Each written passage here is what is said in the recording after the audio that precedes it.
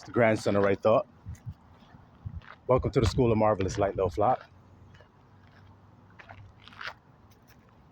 Yahushua said, "You shall know the truth, and the truth shall make you free." Do y'all remember when Pontius Pilate was questioning Yahushua? And one of the questions he asked him was what? What is truth? Y'all remember that? What was Yahushua's reply to Pilate? Interesting, huh? Interesting reply, huh?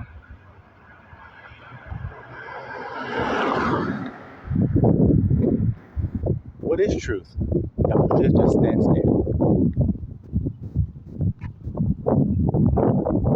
So, what is truth, little flock? We're going to ask the same question that Pontius Pilate asked. What is truth? Abba's word is truth. It is written, your word is truth. In the beginning was the Word. The Word was with God, and the Word was God. And the Word became flesh and dwelt among us. The Word is truth. The Word that the Father speaks to us. So what was the Word that we heard in the beginning? I am love. You see? I am love. That is the truth that makes you free. That I am love. It makes you free. Now, how does it make you free? Most people don't know that they're in bondage and what they're in bondage to, you see? Just like the people in Yahushua's day didn't realize that they were in bondage. Isn't that what they said? We be of Abraham's seed and have never been in bondage to any man. And you said you've come to set a man free? See, little flock? Proving that they don't know they're in bondage. Isn't that a hell of a bondage to be in? Isn't it? Isn't that the best type of bondage to put on a person?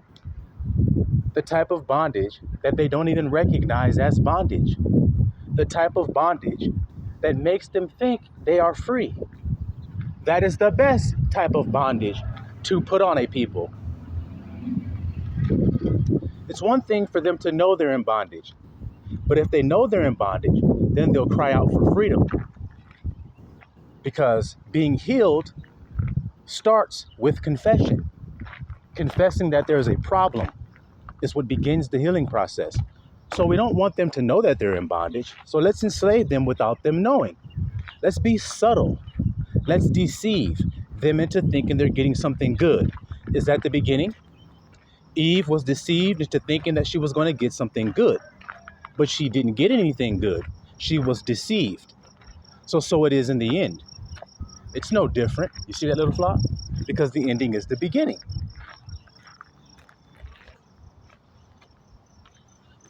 So, can you be enticed with sin if you know that you are love? See that, little flock? It's what sets you free from all of the deception, from all of the enticement of sin. The truth does.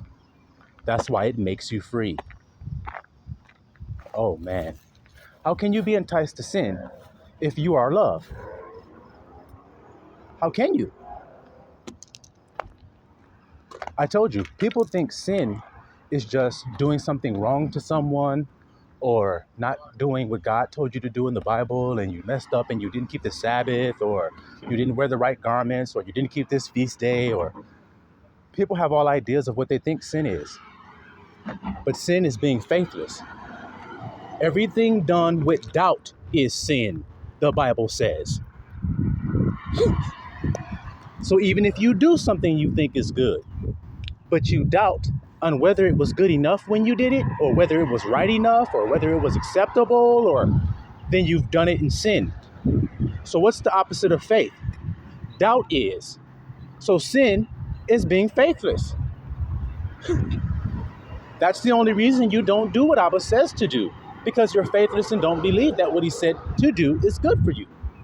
You've been deceived to think something else is good for you that God told you not to do, just like Eve.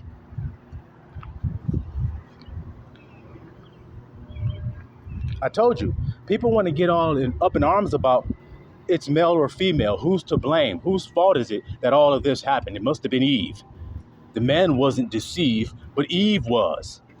What that's actually telling you, bro, is that everybody, not just Adam and Eve, everybody has Adam and Eve within them. That's how they get enticed to sin, because they have an Eve in them. What is that Eve you got? It's called your feelings.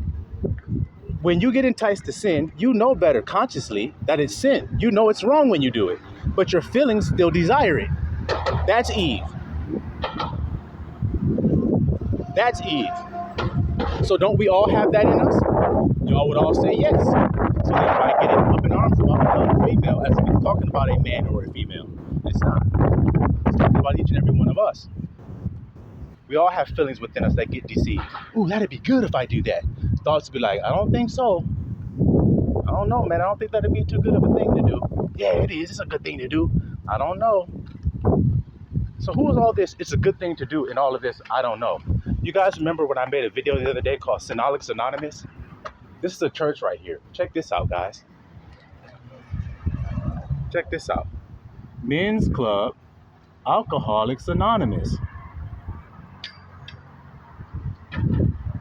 See how I would do that there? Alcoholics Anonymous at a church building so that they can be supported.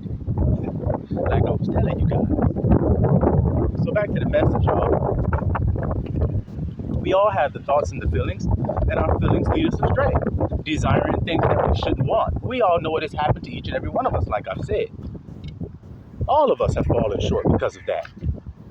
You see? So how do we get free? We are the truth. I told you how to get free. I am love. Now, when he comes to entice you to do something unloving, which obviously is what breaks the commandment, guys. Y'all think it's something else that breaks the commandments. It's being unloving that breaks it. Well, let's see. Yahushua said, behold, I give you a new. The scripture says there would be no need of the new if the old was sufficient. So do you have people today telling that the old is sufficient? So then why did Yahushua come and bring us a new? Why did we need the new if the old was all we needed?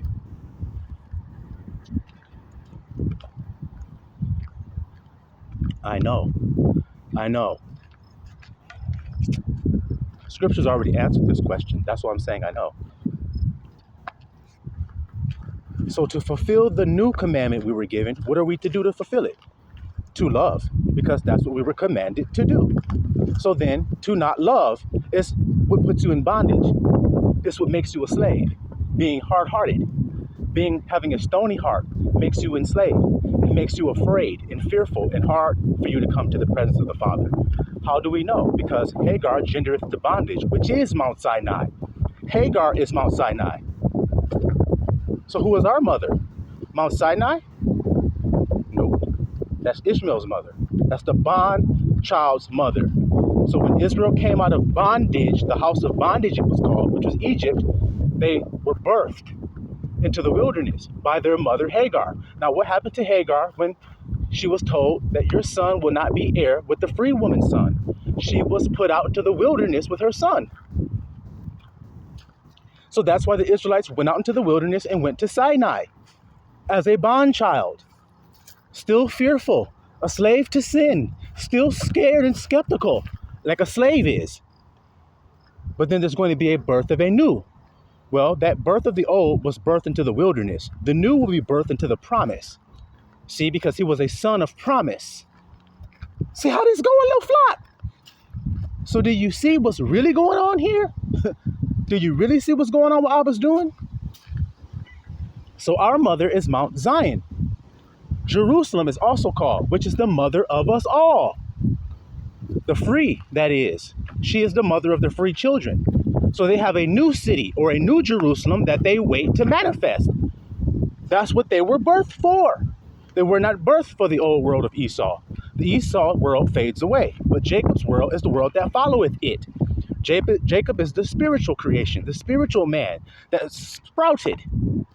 You see? Which is Isaac. You see that there? So he needs a land that fit for him. Makes it very simple. You need a new wineskin for new wine. Was there given a new commandment? The new commandment is new, right?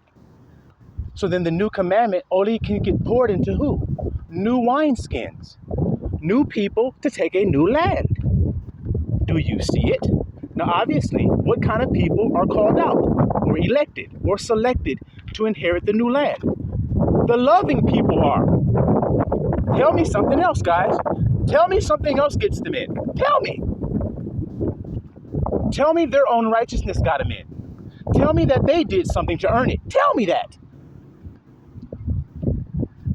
But you know you can't. But you know you can't. Abba is a merciful God. How to show that he is? By having mercy. How else do you show you're merciful? Some vessels fitted for destruction, some vessels fitted for mercy.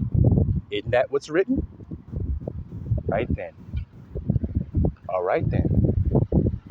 So, the truth that makes you free. Now let's get into this. I am love. If you are love, watch how it sets you free in your relationship. Now this is the old world, and you all can testify that this is true. This is the old world, where two people come together, yet they are still separated. So let's say a marriage. Two people get married in the old world, but they still have separate finances. They still have separate accounts. They still have separate cell phones. They still have separate bills, separate this, separate that, separate this, separate that. So now, when one gets suspicious of the other and want to look at the other's phone, how does the other one act?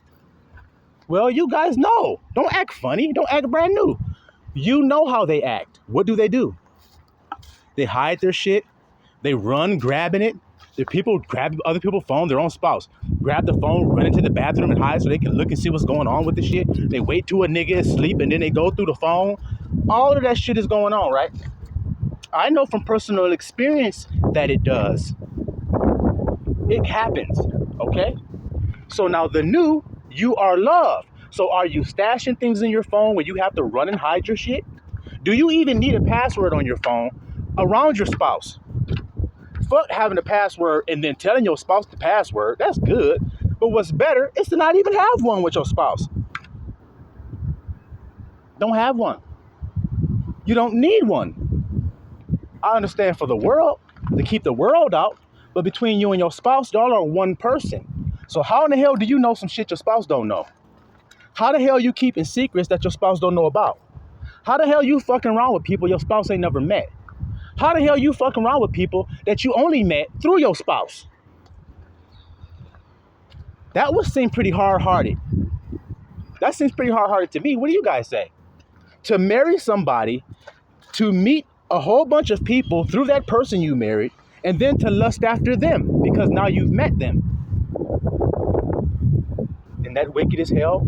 Instead of to bring them in and accept them as your new family members now, you accept them as new opportunities to lust after. That's the old world.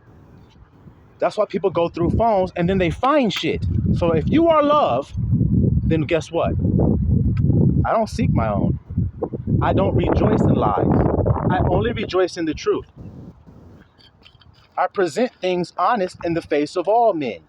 I do not deal with iniquity. Instead, I judge with equity. Fairness. So that means I don't want my wife to be having shit in her phone that I have to sneak and look and see if she's got it. I don't want that. So then I will not do that. Now, if I'm thinking that way, whose law am I keeping?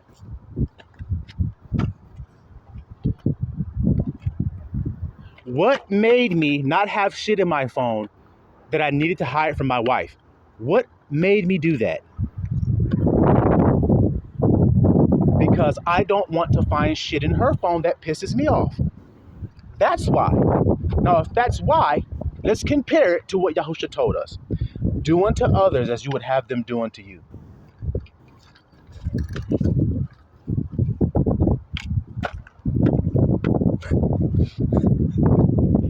So who's the commandment keeper here? You see? You see? It's very simple. It's very simple. But people like to paint the outside of the cup, but the inside is full of dead men's bones. Your phone, your computer, your history on your computer. You're mad at the woman you got that sneaks and snoops and goes to your shit. You're mad she does that. But you're not mad at yourself for having all of that shit in there. See why you can't be free? See why you can't be free? So you're telling me you're dwelling lovingly when you have things all in your phone that you hide from your spouse. Text messages, phone calls, pictures, and all kind of shit. DMs. You hide that from your spouse and you think you're clean because your spouse doesn't know it's there? That's how people live. There's no need lying to me about it. Don't lie with your answer. Tell the fucking truth about what y'all do out here. Why lie about the shit? If you lie, you can't get healed. So why lie? Because, look, God knows you did it. So then why are you lying? Think about that for a second, little flock. Can you do something that God doesn't know you did? Can you think something that God doesn't know you thought? So then why do you lie about it? The obvious answer is there. I just want to see if you guys will be honest with me. You lie to deceive men. So then you're proving that men are your God. Because you know God saw you sin, but you let yourself slide because no man saw you. It's kind of like Moses when he killed the Egyptian. What did Moses do first before he killed the Egyptian? Let me show you how feelings and how thoughts work. Let me show you. Let me prove it to you. Moses killed that Egyptian. It said he did something first before he killed him. What did he do? He looked this way and that way. Now, my question to you, little flock, is, why did you look?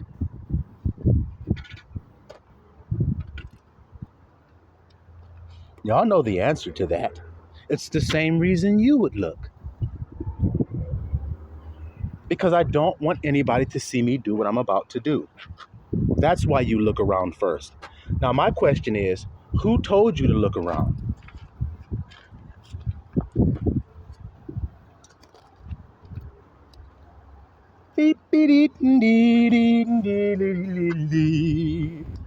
Who told you to look around? So obviously there are two things going on inside of Moses. You see how I'm going to unveil this to you? Moses feels passion and zeal because his brother's getting beaten. He considers that to be an injustice, and that produces a great feeling within Moses, doesn't it? Just like you would feel if you had a little brother and you were at school with the upperclassmen and you looked over into the play field over there and your little brother was getting beat up by another kid. You would have a great feeling, wouldn't you? Okay, so did Moses. But then he also had a thought because he looked around. So then a conversation happened. Now I'm going to ask you all, what was the conversation that happened in Moses before he slayed that Egyptian? Let me look around and see if anybody sees it. And if there's not anybody here to see it, I'm going to kill him. That's the conversation. All right then, little flock. All right then. So then the same thing goes for you. So if they're not two within you, then who are the two having this damn conversation? Look around first and make sure no one's around. Who's doing that in you? Why are you concerned? If Abba knows you killing that guy and he knows why you are. That's why he gave you a pass. It's because he knew why you did it. Compassion, mercy, love for your brother. Just like if it was your little brother, that would be your reason for defending him. You wouldn't say because I'm evil and I just wanted that other kid to die. You weren't even concerned with that other kid. Just like Abba says about the other nations. They are like spittle unto me. Can y'all hear that today? If you're not Israel, you're like spittle to God. You are like a drop that falleth from a vessel. You are nothing and less than nothing. But yet you have all these nations on the earth that think that there's something. No, you're not. God says you're a drop from a bucket. That's what he said. All the nations before me are as nothing. So what do you say they are? And vanity. That's what he calls it. So what do you call them?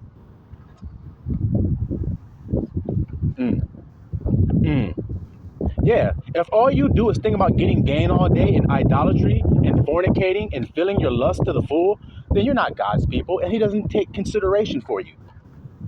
You're reprobate and he leave you to your devices. Read the Bible and see if that's the case. If you want to just live nasty and disgusting lifestyle, he'll let you go ahead on and do it so that you'll get the recompense. That's what he said. He's fighting for you. He's restraining you from it so that you don't get the recompense or the payback for the sin that you're about to do. But you want it so bad that you do it and then you get the payback and then you're mad at God. Why'd you let me do this, God? What about all the time I was restraining you?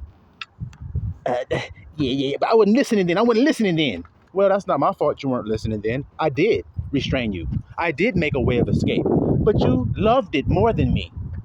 It's about love. You can't love and hate a thing. You can't. God told us all of this. So you got to be hot or cold for him. He told us that. You can't be lukewarm. So you're trying to be both. You can't. You can't. You have to be hot or cold. What does that mean? Hot means turned on. You got to be turned on by your husband, don't you? If you're going to marry him. If you're cold for your husband, then you don't want him. You reject him. You don't want to be with him. See? So God says, be like that with me. Either hate me and turn away from me and don't want me at all, or want me fervently and love me fervently. One or the other, because you can't do both. But what do you see out here in these marriages? One minute the person's turned on and hot for each other. Then the next minute they can't stand each other and they hate each other. Then the next minute they're hot for each other. Then the next minute they hate each other. Why do you think it's a thing called makeup sex?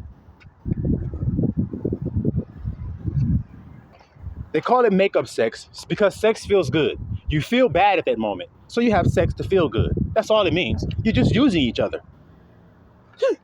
Using each other to feel better because you both feel bad. That's all it is. But if you were single-minded, you wouldn't have this issue. If you choose to love somebody and that's what you do, then why do you change? Why do you switch?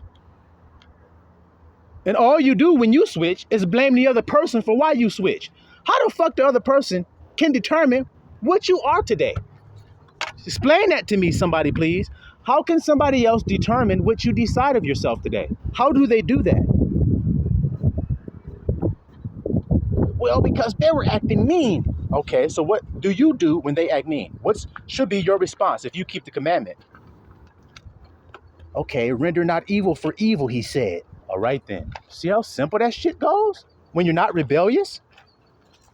So then if somebody renders evil to you, and then you switch out and get evil, and then say, I only got evil because they were evil to me, then did you follow the commandment or did you go off on your own will and your own carnal mind? You know the answer to it. See what I'm saying to you? You know the answer to that. Shit, I'm just being rebellious. It feels good to go off sometimes. It feels good to get mad and just talk shit and be evil to people. It feels good. See how it going? But you can't never say it is good. See, I need you, children of Israel, to differentiate between the two, nigga. Between it feels good and it is good. Why the hell do I want something that's bad but feel good? Because that's what the world give you everywhere around you. Watch this. Is ice cream good for you?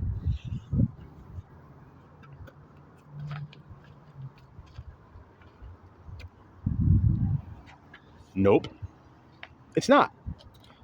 But how come y'all eat it sometime then? Because the shit good. It's sweet and tastes good. The texture nice, all that shit. It make you feel good. So when you have a child, you don't give them ice cream for lunch and dinner and breakfast every day. But every now and again, they did something good. You say, let's go get some ice cream. You want an ice cream cone? You do it as a treat. A reward. Oh, I see here. Interesting, huh? So you don't give it to them every day. Why don't you give it to them every day? Just asking. Why don't you give your child ice cream every day? Well, to make them sick. Oh, it could cause health issues. They could possibly die if I just gave it to them all the time. They get diabetes. They get this. They get that. That's why I don't give it to them every day. Okay, now another question. Why do you give it to them sometimes?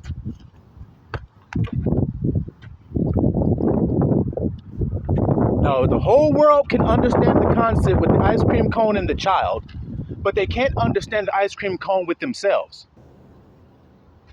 See, over righteous and over wicked. Over wicked eat all the damn ice cream. They can't stop eating it. They'll eat till they're dead. Over righteous will not touch the ice cream and never give their child any either. We don't partake of such a disgusting, unclean thing. But the one in the middle, he won't eat it every day. But every now and again, he'll have some. And the moment he have some, those un-ice cream eaters, those ones who don't eat ice cream, will look at him and say, what a disgusting, filthy human being. Look at him eating that death. Look at him, he's such a disgusting being. See, over righteous much. And then he's going to look and say, which one of you who has a child who will not give your child ice cream on his birthday? And they would say, well, we all do ice cream and cake for the birthday. So then how in the fuck am I wrong for having me some ice cream and cake today? Because it's bad. Then explain why you do it for your kids. You do bad shit for your kids? No, I was just giving them some leeway. So then God gives leeway, and so should you with yourself. But since you don't know the truth, you're a slave who does never give himself leeway. Slave can't give himself leeway. Oh, goodness gracious. Can you hear the wisdom pouring out of here? Just ask him, can you? Being free is dwelling in love. The kingdom is within you. The only way you can dwell in love is to bring your inner world to those thoughts. When you face a circumstance, you can't face a circumstance, bring evil thoughts in and think you're going to find love. How? So now watch the difference. This is what I mean. Watch the difference. Two married couples. I mean, there's a married couple, man and a wife. He's got shit stashed in his phone he's hiding from his wife. He don't want her to know. She goes through his phone one day while he's sleeping. She finds the shit in his phone. How will he respond if he's a loving man? He will repent. He will confess it. He will not hide. He will not sugarcoat it. He will not try to clean it up and make it look better than it is either. You're right, honey. I was wrong. You're just right. She's going to fuck off. Yeah, nigga, you no good. Nigga, look, I knew your ass was cheating. I knew you was doing some bullshit. She's screaming, punching, kicking this nigga and everything. He's just standing there taking it. You're right. I deserve it. I was wrong. I was wrong. You're right. All I can do from this point forward is to not sin anymore. When Yahusha faces you with your sin, that's the choice he always gives the person. Doesn't he in the Bible? Hey, we caught this woman. Okay, go and sin no more, lest another thing come upon you. He also said that in another place, like the man with the phone. Okay, I got caught. I confessed it. My wife forgave me. I said I will not do this thing anymore. I will be trustworthy now. See how you gotta be it? See how it's within you to choose today to be like the Father? Because that's all he's asking you to do. The Father would not have a wife and have a cell phone with naked pictures of other women in it. He won't do that. So then how the hell you say you serve God if you ain't like him? People always say they're doing things in his name. Doing it in his name means doing it the way he does it, nigga. I tell my associate, I say, I can't make this business meeting today, but it needs to be met. So I need you to go for me on my behalf and go in my name. So now his associate goes, does the business meeting totally different than how his friend would have did it. He's totally doing crazy shit, making all kind of crazy deals and everything, but he signs the papers in the name of his friend. So when he goes back to his friend's all upset. He's like, what the hell, man? I would never make these deals. I would never do this. Oh, it's okay. I signed it in your name. So it makes it all good. But do you understand what Yahusha said? I never knew you. I don't know you, nigga. How the hell I know you? You my friend, but yet you did all some different shit I would never do. If you knew me, you'd do what I do. It's that simple. It's not about signing a fucking piece of paper. But that's what people are doing. They're signing their acts with Jesus' name and think that makes it right. Am I saying this, or did Yahusha say it? Many shall come in my name. They shall say I did this and signed it with your name, but you didn't do it the way I do it. I do things humbly. I do things secretly. I do things hidden. You do them openly. You do things on the corner where people can see you. You do things so that men can congratulate you after it's done. Just like I proved that you try to hide your cell phone from your wife, even though God sees every content in your phone. So why are you hiding it from her? She mean more to you than God do? Well, what did he tell you about the truth? If you love your wife more than me, you ain't worthy of me. Get that damn phone out of my face. You ain't worthy of me. You ain't worthy to call yourself mine if you're living like that. You love your wife more than telling the damn truth. And you see men say it. You ain't watched the movie Baby Boy? I lied to you, Yvette, because I love you. The other hoes, I tell them the truth because I don't give a fuck about them. Understand that logic of the world, how it's backwards world, like I told you all? Telling the truth is a loving thing to do, or it's a hateful thing to do. So then check out what Baby Boy said there. Check out what people say. That's what they say in the world. They lie to their woman. They lie to their main squeeze. They lie to the woman that they love, but they tell the woman that they don't give a damn about the truth. So you give the woman you don't care about the more valuable, loving gift, but you say you love your wife. You see the hypocrisy, the backwardness of the world you live in? The way you prove you love your wife is by telling her the truth, nigga, and not lying to her. That's how you prove you love her. Not lying to her and telling bitches in the street the truth. Lie means you hate. You hate who you lie to. You lie to who you hate. So you're rejecting your wife by lying to her, but you say you love her and that's why you lie. Why are you rejecting her over that other bitch that you hiding in your phone? You don't love that bitch, so why you hiding it? Love doesn't rejoice in lies. It rejoices in the truth. But you're hiding the truth. So you don't want to rejoice over that. You're scared of the truth. You're scared of it coming out. You're paranoid as hell. That's why you got codes on your phone. You got all kind of apps that tell you who the hell logged into your shit. People that scanned other people's phones and finding out shit, putting tags on cars, following each other, stalking people, looking through their shit, trying to find every little detail about them. That's the world you live in. People want to stash and hide everything. How can you hide something from somebody who sees in the hiding place? Proving the ignorance of the world, that they think that they're trying to please men. Okay, my wife doesn't know I've been fucking this other woman. Good, I'm a good man. Go to church with your wife, stay up there with your kids and everything. But meanwhile, you got this little secret little thing back here that you cannot wait to get back to. Even though you hate doing it. Just like Paul said. When I seek to do good, see, I'm sitting in church with my wife and my kids. I seek to do good, evil is present with me. But in the back of my mind, I'm thinking about last night with that girl who I was in the back of that Jeep fucking in the backyard at her house when their kids and stuff was in the house. That's what I'm thinking about. I'm thinking about doing it again. See?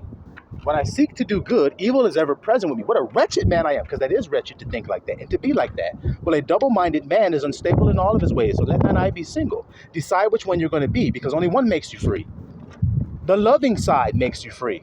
The fearful side will never make you free. If you choose the fearful route, you will not be free. You will not. Because Hagar gendereth to bondage. See? She doesn't make free children. She teaches you how to be a slave. Don't steal. Slaves steal, nigga. Slaves are poor. See? Poor people steal. The Bible says that. They ain't got shit. So don't despise a poor man because he stole something to fill his belly. Don't be mad at him. He was desperate. So give him some grace. That's what Abba says about the circumstance. He gave David grace when David was hungry and his men were hungry, and they ate food that was not lawful for them to eat. So how come they didn't die? How come God didn't kill them when they did the thing that God said don't do? But men will kill you when you do the thing that God said don't do. Yahushua proved that with that woman when they were going to stone her. Men are ready to kill you for doing things that God said don't do. But they themselves do things that God said don't do.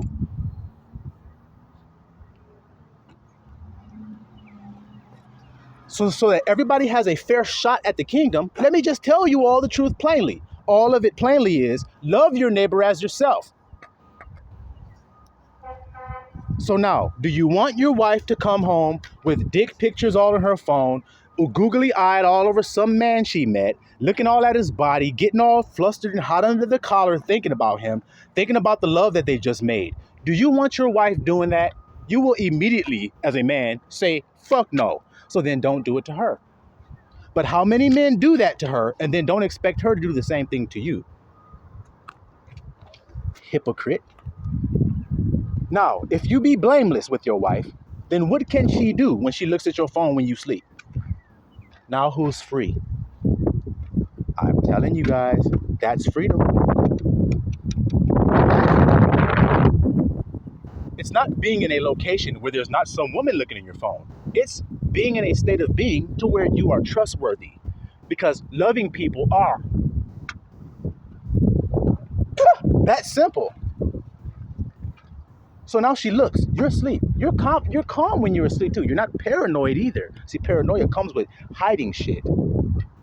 But when you're not hiding anything because you're concerned with the Father, my wife is not, look, it don't matter if she see these pictures in my phone, me lusting after these other women when I got my wife. That's not what's important. What's important is Abba sees me do it. So let me clean it up so my relationship with him is right. And if your relationship with him is right, then it will be right with everybody else. If you clean the inside of the cup, then the outside will be clean. What he means is, if you get your heart right, then all your relationships and all of your dealings with other people, they will be righteous because you'll be blameless. Because you're blameless inside before the Father, where you must be first. As a man thinketh in his heart, so is he. You must be blameless within before you are blameless outside. You must be clean within before you are clean outside. People want to clean the outside of the cup while neglecting the inside of the cup. Well, you'll never be clean because you're not confessing the filth that's in there. But if you confess it to God and let God heal you, now your wife goes through your phone. She doesn't find anything. Shit. Now the paranoia has jumped off of you onto her. Do you hear that, little flock? Do you hear them, my brothers? Do you hear that, little flock? Do you hear them, my brothers? Get free today, get free today. Look at your brother, get free today, get free today, get free today. Look at your brother, get free today. Get free today. Shit. Did you hear what I just told you, brothers? Blamelessness is freedom. It switches that heaping coals of fire off of your shit and puts it on theirs. That's what Yahushua said happens when you do the right thing. Because as she's looking, she's not finding anything. The thoughts go from, I'm about to find something in this nigga shit. I know he cheating. It go from that to, oh shit, I don't want him to see me looking through his phone. This shit is embarrassing. Put this shit away. Because if you wake up in the middle of the night and look over and say, baby, what you doing? I would just... Versus back in the day, you wake up to get kicked and punched. What the fuck? What you doing? I saw that bitch in your phone, nigga. I knew it. Oh shit, you're like, oh fuck, I did. Damn, I thought she wasn't gonna see that. Dummy. If you don't give her nothing to see, then she won't find shit. And then like I said, she'll look in there and go, oh shit, ain't nothing in here. Shit clean. Well, let me hurry up and put it away so he doesn't see me looking. Because I'll be embarrassed if I'm looking and ain't shit to find. And if you stay that way, she'll never find anything. And you will stay free from the drama that comes with her finding the shit. But niggas just want their bitches to find shit, and then they want to blame her for how she act when she mad.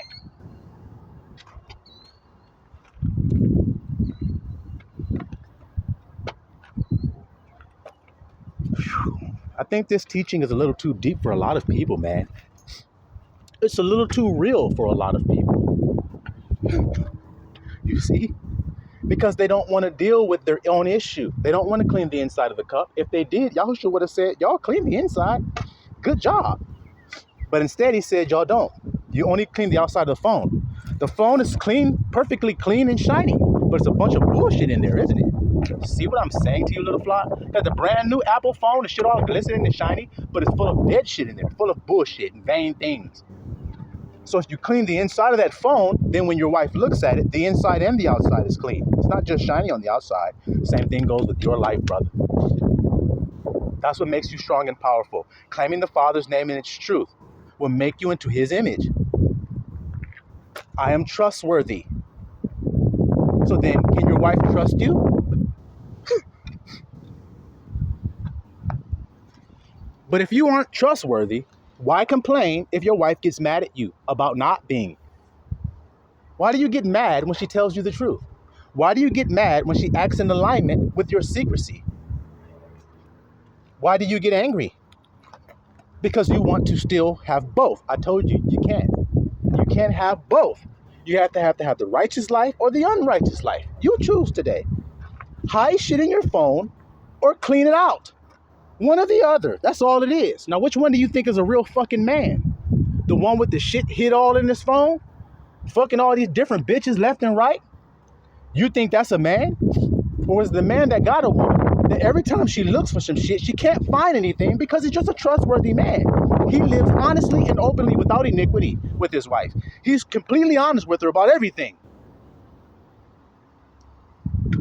Oh, that's not exciting. This is how the worldly woman is about that type of man. And that's why men don't want to be that type of man.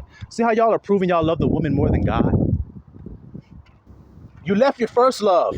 Who were you walking around in the garden with before Eve got there?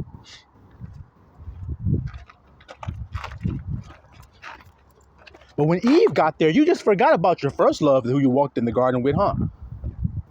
Who is I am. Yes, a lot of men forget their identities when they hook themselves up and join themselves with a woman. So do women. You lose yourself connecting yourself to a being who is totally different from the Father. So you lose yourself. Oh, it's so easy to see. So then come back to your first love, which is the Father, which is I am. So then I am trustworthy. I am healthy. I am loving. I'm honest. I'm truthful. I'm kind. I'm thoughtful. I'm merciful. I'm tenderhearted. I'm calm. I'm serene. I'm peaceful. I am a conqueror. I am mighty. I am above all. I am blessed. I am wonderful. It could just go on all day long. That's coming back to my first love, who was God. Because my wife tried to tell me I wasn't wonderful. She tried to tell me I wasn't honest. She tried to tell me that I wasn't trustworthy. Do you see how this shit going? Do you see how it's going? But now that I live a pure life, now she cannot say those things. She has to confirm what I have thought in my heart. She has to confirm it. You are a trustworthy man. I know I am. I didn't need you to tell me that in order for me to believe that. But you see, relationships, a lot of time nowadays, that's the way it works, doesn't it, little flock?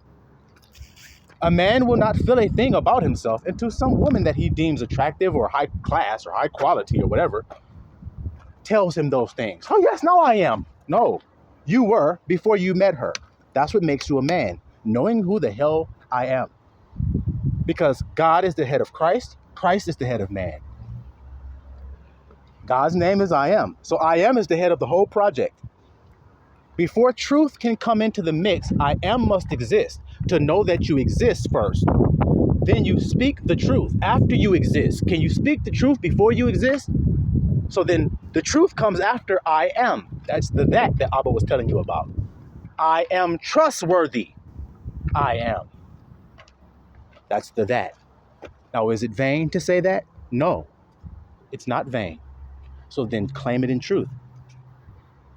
So what's your hindrance today, brother, before we end this message? What's holding you back?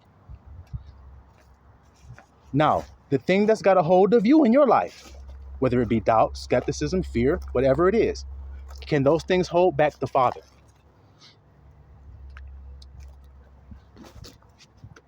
So then don't tell Abba that they do. How do you tell Abba that those things are holding him back? I am fearful. I am sick. I am without. I am afraid. Oh shit, I'm nervous as hell. See, that's how you tell him that those things are holding him back. So then you've lied on God. He said don't do that. Tell the truth of him. Okay, so I'm looking at this situation right here. It looks scary. So then will it scare God? Well, obviously it won't scare God if when I get scared, I pray to him. Why pray to him if I think it's worse, it's more powerful than him? I'm praying to him to deliver me from something that he's more powerful than. Well, the one that's more powerful is written is in you. So stop screwing around looking up in the sky, looking for somebody outside of you, because it's not going to come that way, because it cometh not with outward observation. It's already written all over the place. What do you guys want me to tell you here today? How long do you think Abba's going to have me telling you these beautiful things before it's over? How long? This is all grace. Every word that's coming out of my mouth right now is given by grace. That's the only reason I'm here talking to you guys at all. God's grace is allowing it to happen. I was content with just dwelling with the Father, like Enoch. I'll just stay out here with you. I've already been out here all these other days. I already know that everything when I go back is vanity. So then I'll just stay here with you, Father. No, go back. So then that's grace to you guys. Well, the Bible says that the ensign is a gift. I already made a video showing it to you guys. I actually made a video before that was called, I am the answer to someone's prayers. And in the video, I'm saying that. Somebody prayed for me to come back here and say this. Somebody needed it. That's why I'm sent. Or else I wouldn't have been. You hear what I'm saying to you, little flock? If you're asleep and somebody calls your name and you know what you are, then you know why they called your name. Yahusha, Yahusha. Let's say if this is his name. Well, he knows that he saves, so he knows why he's being called upon. Same thing with the branch. I know what I'm here to do, so I know why someone would call for me. See? For help. I know why. They have forgotten what Yahusha taught them. That's it. So then I remind you. And in the midst of me reminding you about what Yahusha said, I smash down and smack down everything else that says otherwise. I do that to help you.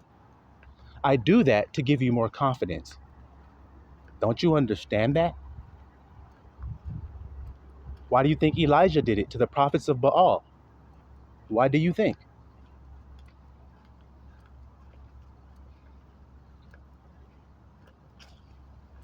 So, if you want to be free today, little flock, then you have to come back to the Father, your first love. And the truth shall make you free indeed. I'm trustworthy. Oh, I realize me and my wife haven't been arguing lately. What is there to argue about? Now, the only job you have to do after you have calmed the situation with your good behavior, as the scripture says married couples can do for one another, the woman can do this too. You can convict your spouse with well behavior, good conversation. See what I'm saying to you, little flock? In other words, your wife, who is insecure, will become secure because she can't find anything to validate her insecurities. She's like, he must really love me because he's all about me. He's honest. He tells me the truth. He must love me. Yep. Because that is love, baby. I'm showing it. I'm not just saying it with word and in tongue. I'm loving you by what I do. Shit, I'm loving you the way I want to be loved. See? That's why most women are disappointed with the men that they're with. Because they realize that when they get with the man, they realize he doesn't love himself. Oh man, y'all can't hear this today. Y'all can't hear that? They realize, the woman realizes, wait, he hasn't even been loving himself. And that's when she's turned off by you. When she realized everything you did was fear-based and not love-based.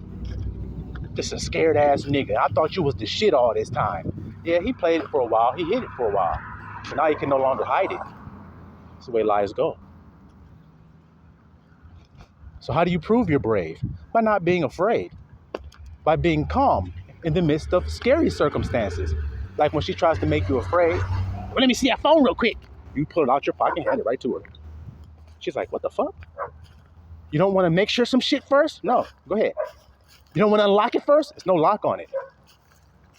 You said you had to use it here. Okay, what the fuck? Shit. I don't really have to use it. Now I gotta fake like I'm on a phone call.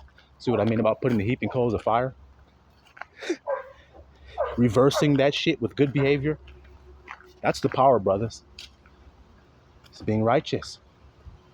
You see? Walking that fine line that only few can find. That's straight. I told you straight, they think it means in a straight line. Straight means thin, narrow. Where only I am can get through there. That's the door to the sheepfold. I am is. That's what Yahushua said. But they don't know the Father's name, So they get caught up thinking something wrong. Can't you see that? Don't you see the confusion that has been caused because people can't understand the Father's name? They don't know it. So when Christ uses it, they don't even know that's what he's doing. And then if somebody says, no, that's not what he's doing when he says I am. He's not talking about the Father, he's talking about him. Well, then how come they took up stones to stone him when he said the name I am? Why did they do that? Because I don't need you to tell me, because the scriptures already told me why they did it. I just want to see if you know why. They said, we stoned thee not for any good work. Because he said, I do all these good works. Which one are you stoning me for? They said, not for any of that. But because you being a man make yourself equal with God. How did he make himself equal with God? By saying a simple thing. Before Abraham was, I am. And they took up stones immediately. They didn't hesitate. I told you. Because of that name. How dare you take the Father's name? How dare you? Because he didn't tell us not to take his name. He just said, don't take it in vain. See how you're over righteous? Well, if you don't take it in vain, then don't take it at all. How do you know men think that way? Let's go back to the beginning real quick, and then we're going to end this message. Watch this nugget of wisdom. Adam told Eve, we're not to eat that fruit right there, okay? In the garden. Don't eat that. What did Eve say when the serpent said, you can't eat that? What did Eve say? Eve said, we can't eat it, nor should we touch it. I don't know if you can hear that little flop. Y'all probably didn't catch that. Abba never said anything about touching it. He said, don't eat it. So why did you add the part, we shouldn't even touch it? Why'd you add that? Because I told you that's what men do. I just proved it to you. Who did she get her instructions from? She didn't get it from God. She got them from her husband, Adam. So I just explained it perfectly for you. You got wisdom and eyes to see and ears to hear. Then you heard it and you saw it. Over righteousness will do that to you. It will still cause you to fall. But the over righteous can't see that. They think that ensures their right standing with the Father. It's their righteousness.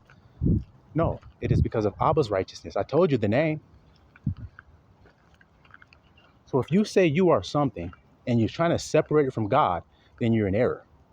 And that's the problem. Your ego got you screwed up. I am is the Father. Did you forget?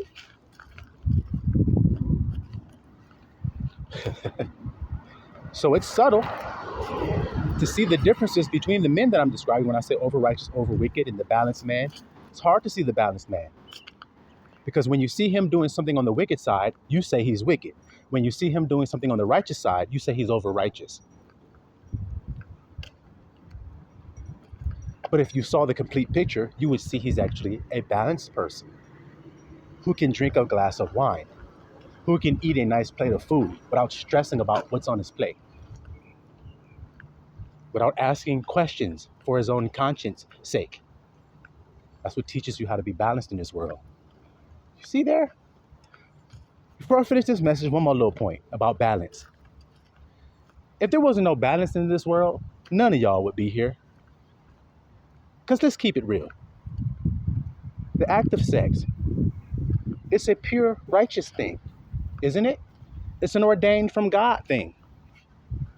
But think about certain aspects of sex that make it pleasurable. For some people, it may be pulling some hair. It may be smacking the girl on the booty, grabbing and biting, vigorousness, and what's all that? What's all the biting and the pinching and the snatching and the grabbing and the yanking? Why is that an aspect of it? Because it's passion, it's desire added in there. So then you need both a mix of good and what you would call evil to make the sex good. Because if you're just good, over righteous, then you won't add any of that salt. Y'all can't hear me today, can you? And if you're over wicked, then you won't do it righteousness. Do it with righteousness, you'll just fornicate all over the place. But you want to have balance. And as we say in this world, you want a lady in the street, but a freak in the bed.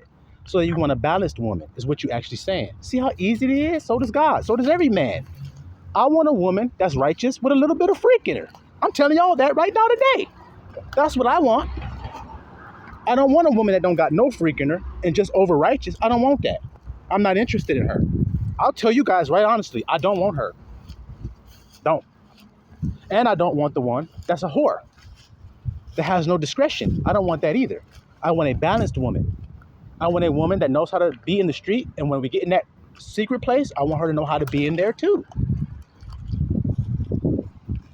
You see? So it's not wrong for a man to want to freak in the bed, is it? How y'all get here? Somebody was freaking. So it take you to be balanced to bring children in here to this world. See? Oh, if I bust a nut at all, then I'm unclean. Well, how did you get here? From somebody busting a nut? So then it does have some good to it, doesn't it? Yes, it does. So then you have to bust a nut sometime. It's just where and how you do it. It's not doing it, just like the wine. He's a wine bibber. You see the point I'm making here? Okay, you saw him drink wine, you called him a wine bibber. But the Bible says he did no sin. So which one am I supposed to believe, God or you? See how simple it goes, little flock? See? And this is what the world sorely lacks, is balance. And how can the flock be if the shepherds aren't willing to be? And y'all have to admit that y'all have been dwelling around shepherds who are not willing to just be balanced, man, and be real. And reach you at level. See, like I told you guys to meet me at the plain. The Great Plains of America, where the buffalo roam. Why did they roam there? Because it was a pleasant place. And it was even for all the buffalo to eat as much as they wanted. It was a safe, open place.